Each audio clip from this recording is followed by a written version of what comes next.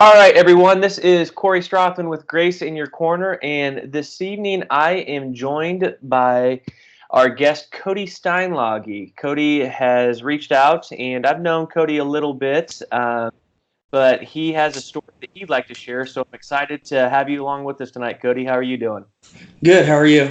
I'm doing okay. I'm doing okay. I can tell you, I was excited when we had connected, and said that you wanted to share your story, and really we're behind the mission of letting people know that they're not alone, and that any struggles that you have out there, aren't to the point where they can't be overcame. And I'm excited that we get to learn from you tonight. So thank you for being here with us.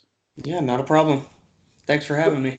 Yeah, absolutely. Cody, why don't you start by just give us a brief overview of kind of where you're at in life now, give us some insight on your family, anything that you want to before we dive into really the story that you have for us. Um, right now, uh, live here in Seneca, Kansas, with my wife and three daughters, and I've been here in 2 weeks, 3 weeks, excuse me. I will have been sober for 4 years now. Oh, that's awesome. Congratulations. Thank you very much. And basically, it's just like everybody, daily grind.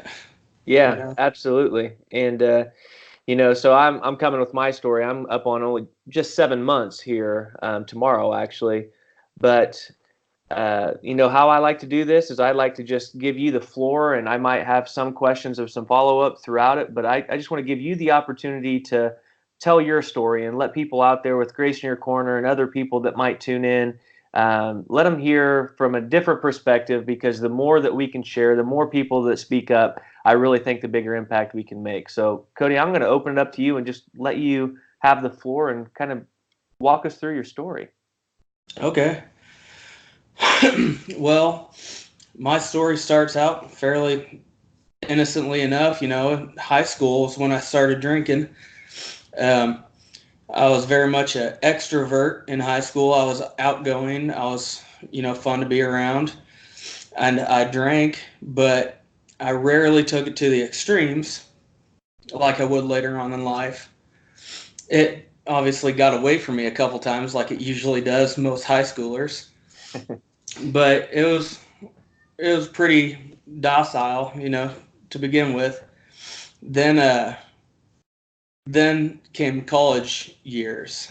Uh, all my friends from high school actually went to University of Kansas, while I went to the University of Kansas State, and I met some new friends at Kansas State, and they were good guys, but I always kind of felt like a little bit of an outsider.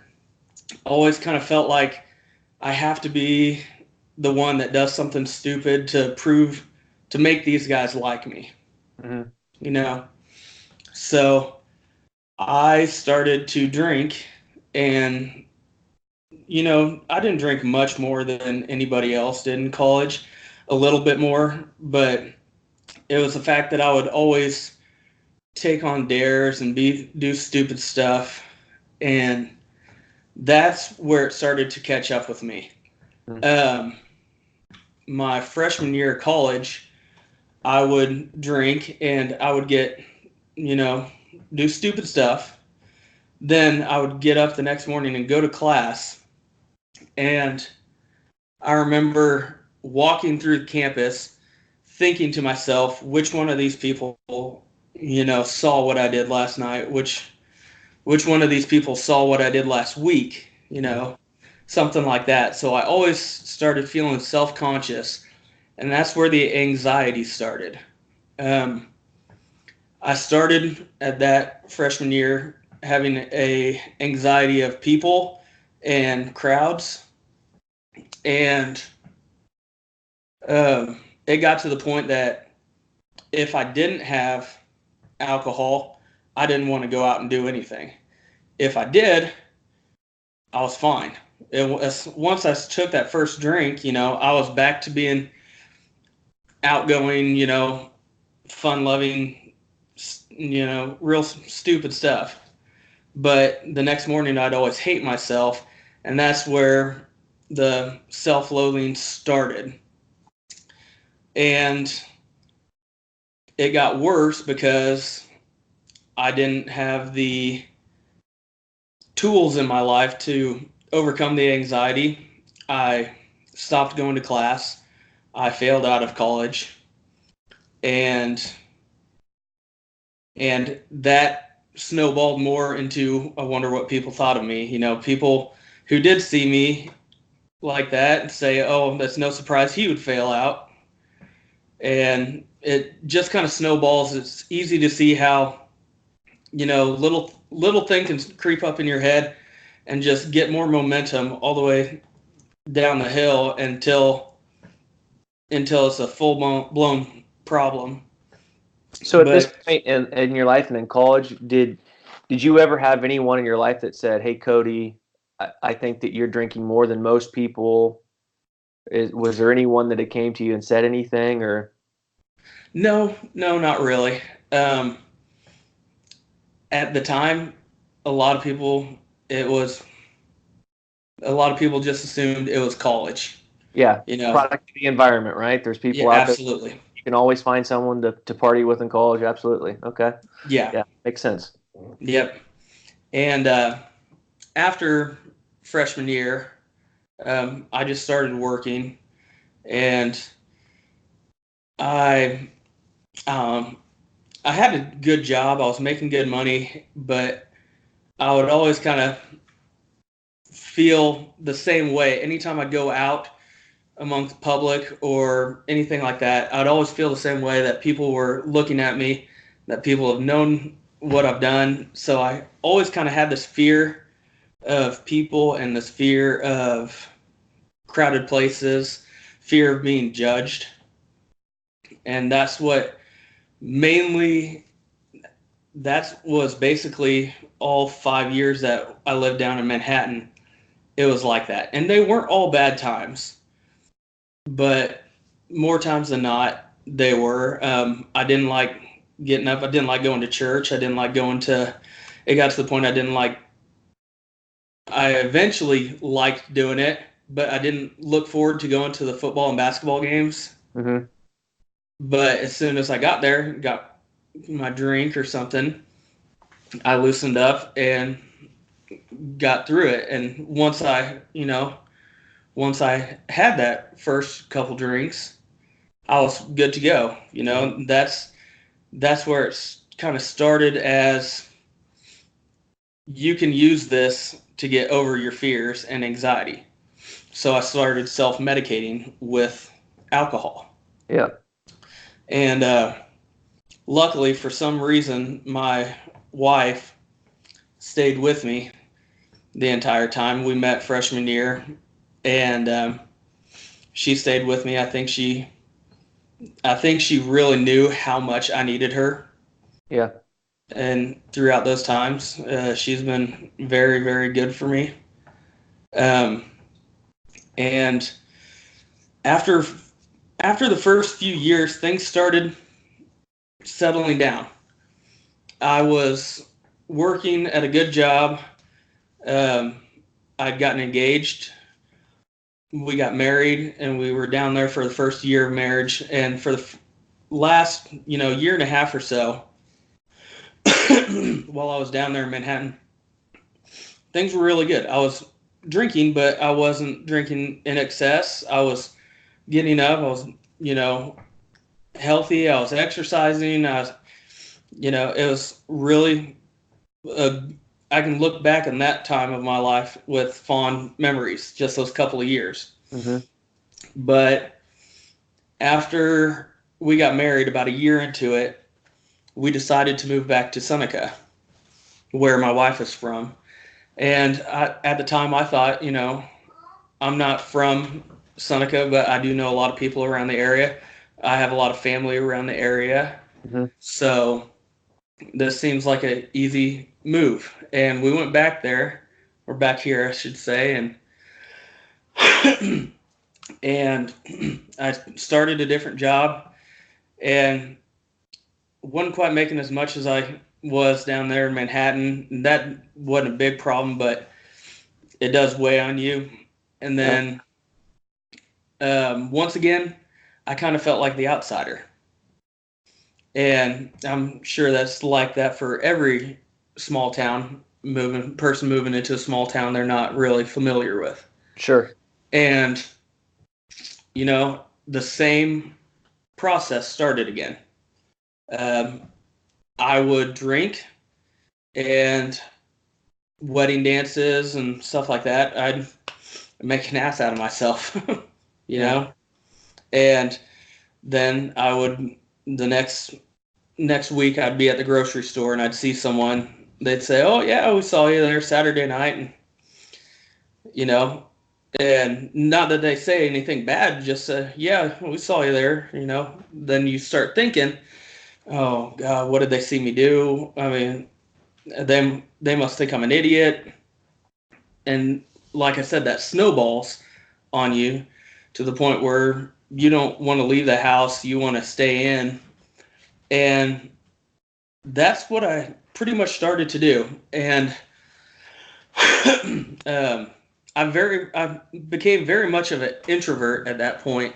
Mm-hmm. Um, and to compile on that, I just switched jobs. This is about 2, 3 years after we've been here. We had our first daughter, and I just switched jobs. We had our second daughter on the way, and I got this job, and a lot of it was deliveries Okay. around the area. And I would take something into an office building and get them to sign the paper, then walk out. And that's all it was. But every time I walked in, I'd walk past 20 people in that office, and I know you can't think like that, but every time just started thinking, what are these people thinking of me? I mean, that's Yeah, I get it, man. I mean, the mind can play mean tricks on you. I was the same way as, a leader of a building where mhm. people came to me and they respected me, but my mind is telling me that they're looking at me, judging me, that I don't know what I'm doing or that I don't fit in. So I completely understand where you're coming from with, just constantly thinking about others looking down on you when it might not even be the case. So yeah, I started to interrupt, but I get where you're coming from on that. Yeah, and that was my problem. And I had that job for 2 years probably, and that job was probably right where the serious drinking started. To cope with the anxiety of the job and all the other stuff that came with it, and we had a new baby at home. um, I started drinking heavily, and I would on average drink probably a fifth about every night, and then I'd wake up and feel terrible and try and make it through the day. And a lot of times I didn't. I went home early to start drinking again, and like I said, just snowballs and compiles. And I've finally said I can't do it. This is enough. I I quit that job, went down to Topeka, worked with my uncle for just a couple of months just to get out, try and re-cleanse, Hmm. and didn't do any good. I would stay at my parents' house for 3 or 4 nights a week, then stay up here for the other. And I'd go home to their house, and I'd go upstairs, and I had a bottle hiding under the bed at their house, and I'd just sit in my room and drink all night. So at this point in your life, do you or thoughts starting to come into your mind that, hey, I've got an issue here. I need help, or what is your mindset right there at now? I knew I had an issue, but I thought eventually I could overcome it. Yeah. I thought eventually I could. I thought this is just a bad stretch. You can come out of this. Very naively, I thought that. Mm-hmm. Um, but I came back up here and got one last job here, and I told my boss, the guy that hired me up here, said, "This is the situation," and he was very open to it and said, "We will work with you." And I said, "Okay," and I kept doing that. I started this new job, and things weren't going very well. I was still drinking. I was still um, very anxious around a lot of people. Um, Things got tough at the place I was working at. There was honestly a couple times where I went into the bathroom at this place and I would just cry. I would just get overwhelmed with emotion and just self-loathing at its um, at its peak. Um, and one day I called in sick, obviously, and wasn't sick. I was just hungover, and I started drinking that day. And that's when I'd always kind of had, a little bit of suicidal thoughts. That's when the day they really kicked in. Mm. Hating myself, not wanting to go on. Um, I called my wife. She came home early from her work, and I told her, I said, I'm not doing good. Something's got to change here. And I told her what I had been thinking about, how the world would be better without me. And she took me, got me in the car. We went down to Stormont Vale, and they checked me in. They did all the stuff at the hospital. Then after that, they took me to Stormont Vale West, which is for uh, oh, excuse me, just a mental health It's like a facility. psychiatric ward. Yeah. Yeah, yeah.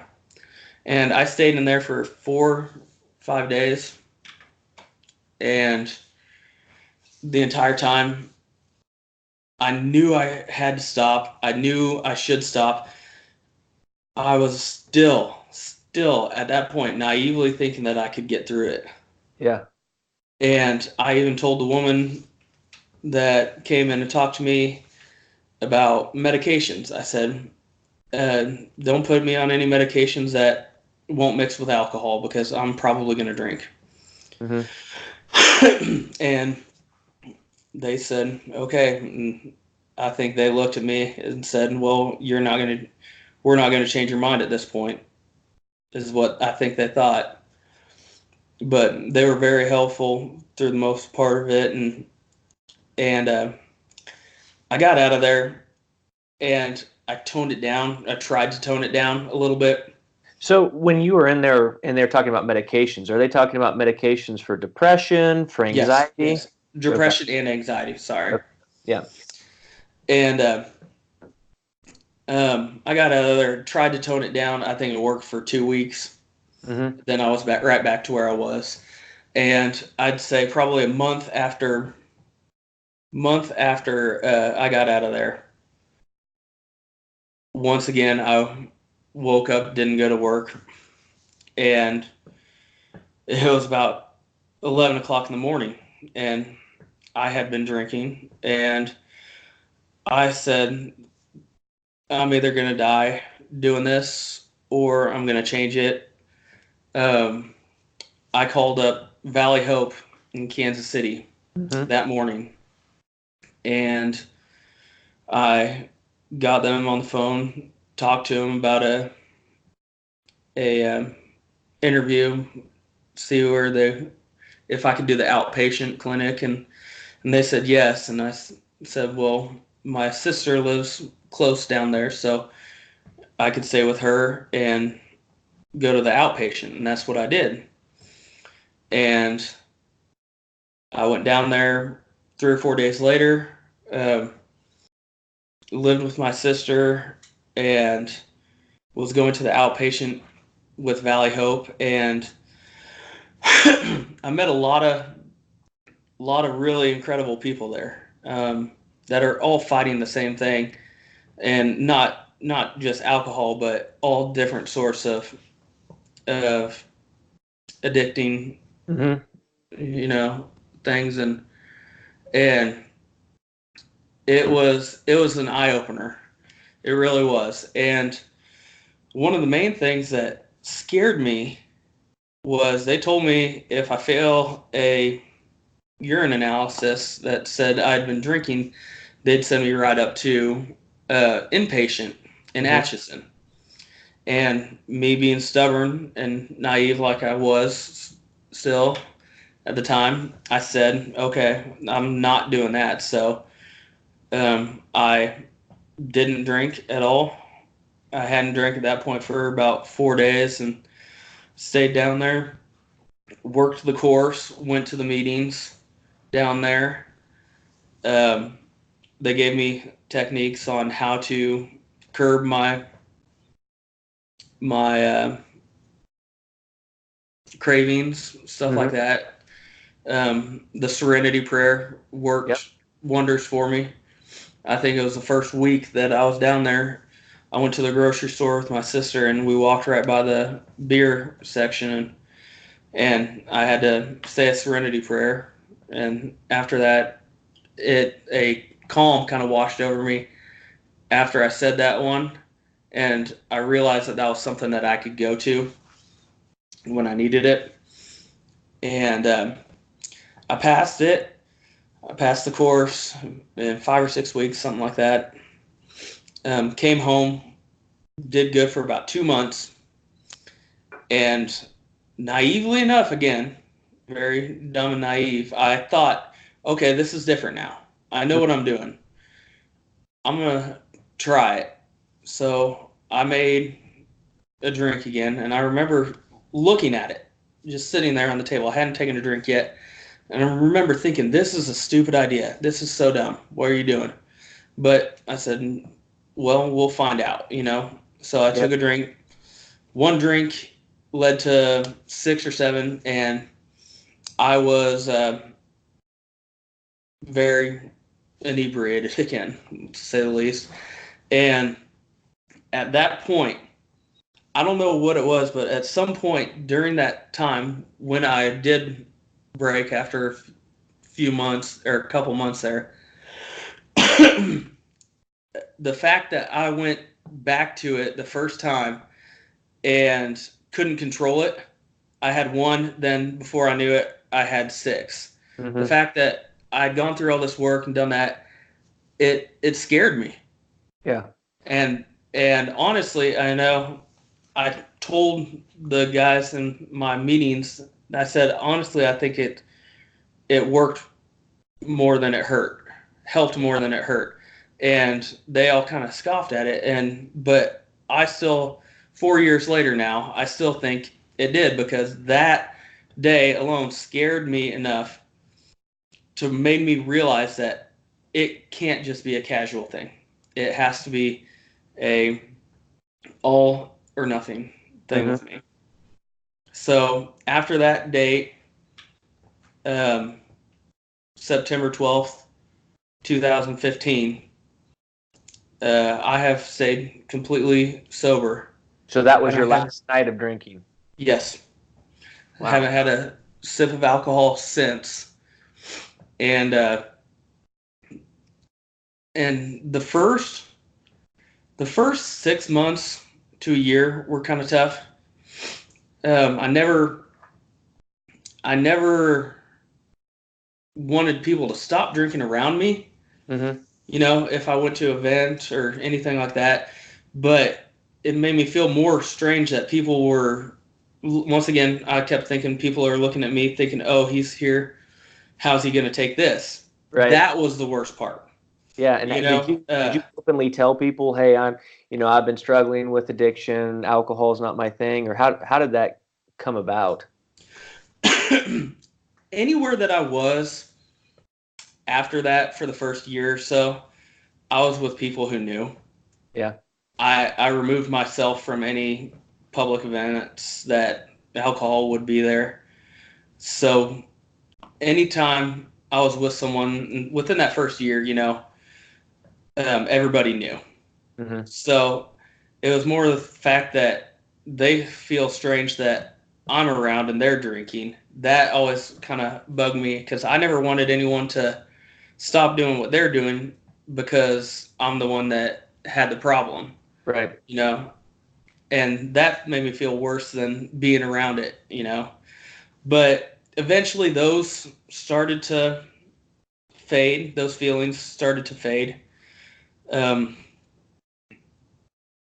just being around the alcohol and stuff, I'm comfortable with it now. About a year into my sobriety, my wife got pregnant and we had our third kid. She's 2 years old now. Wow. And I recently took a different job that it's away from people, Mm-hmm. still away from people, not dealing with the public. And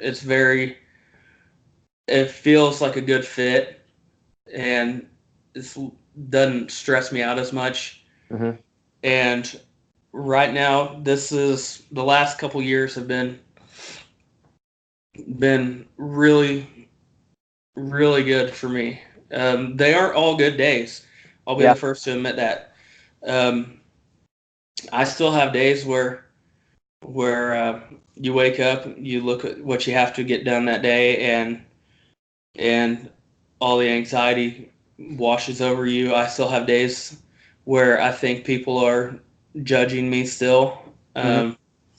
but they do get less, fewer and far between.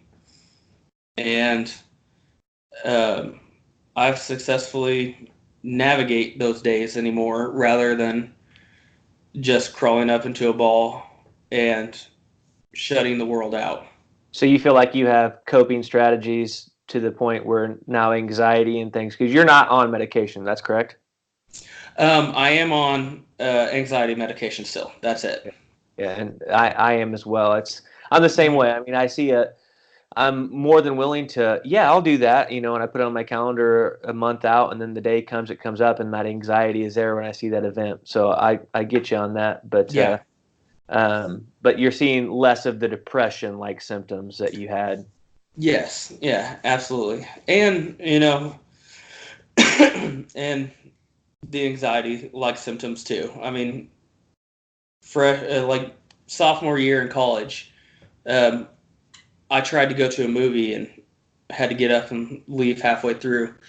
And for a long time, I couldn't do that. And just recently, even, past few years, I've just been getting more comfortable with doing stuff like that. So the depression's gone down, the anxiety's gone down. But those little kernels in the back of your brain still are there. You still have that thought of what are these people thinking of me, but I've learned to cope with those. Right. And that's the one thing that, people that are watching this right now, that's the one thing I want to stress is, depression, anxiety, even addiction, that doesn't define a person. That doesn't define me. That definitely didn't define you. And the more awkward that you approach that subject, when I say you, I'm talking about the people watching. I mean, to me, and it sounds like to you, we're very transparent. Like, you want to Hmm. have a beer in front of me, have a beer in front of me. The worst thing that you can do is try to hide it, or when I leave the room, drink beer and then ask my wife, is it okay if I drink in front of me? Go Hmm. for it. Be you. It doesn't define me. It doesn't define you. And, we're the same loving, caring person we've always been. We have challenges. We manage those challenges. But I think that's important for everyone to know is, I mean, we're still the same person. Yes, we have challenges. We manage things, but don't look at us through a different lens, because if anything, I look through us at more of a heroic lens that, yeah, we can own our challenge. I don't know your thoughts on that, but that's definitely something I've into a lot as my early 7 months of sobriety. Hmm. Yeah. Um, I'm a lot on the same page there. There's a couple of things I'd probably tweak, but for the most part, yeah, it's all on par with what I'm thinking, Especially like you said, if you want to have a beer in front of me, have a beer in front of me, or just come up and ask me. Yeah. I mean, you don't have to tiptoe around it. Don't have to walk on eggshells. That was what, really got to me more than the fact that even alcohol was in the room. And I will throw the disclaimer out there that not everyone is that way. And Yeah, absolutely. some people are struggling, and some people, the worst thing you can do is if you know they're struggling with alcohol or something, drink in Hmm. front of them. So I like how you said ask their permission, because um, each person is a little bit different. So it's Yeah, important that you know the personality and who you're working with. So that's a great point. yeah. And I believe it's very important to be transparent, like you said, with these issues. I just thought after I had seen a lot of the work you had done, and I thought you were doing some really good stuff, and I thought, maybe my story could relate to some people out there, and the more transparent you are, the better, the more chance you have of helping someone out there. So that's Yeah. why I've reached out to you. Well, I appreciate that. And I have a question for you. Do you think it was hard as a male figure to be more vulnerable and open up to people about your issues? Did that ever come across your mind at all?